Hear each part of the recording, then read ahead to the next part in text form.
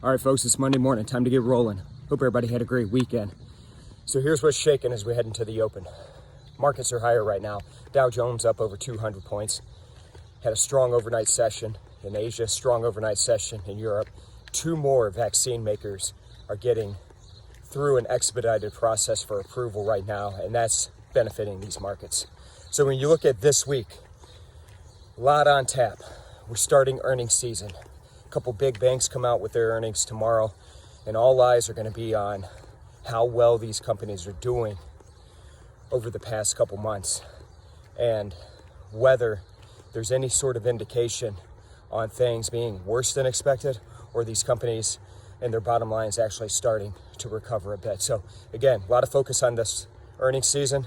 That's going to kick off in a big way come tomorrow. End of the week.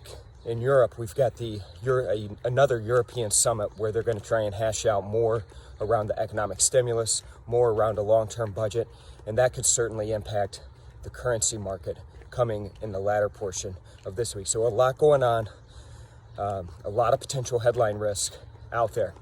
Now, when you look at some of these markets, again, heading into the open right now in the equity market, we have across the board markets trading higher. Look over into currencies. Continuing 3 weeks on now, we're continuing to see weakness in the dollar and strength in the euro, strength in the British pound, strength in the Aussie.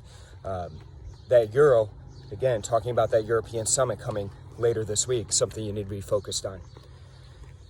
Gold, continuing to trade above $1,800 an ounce, staying firm there. Oil getting hit this morning.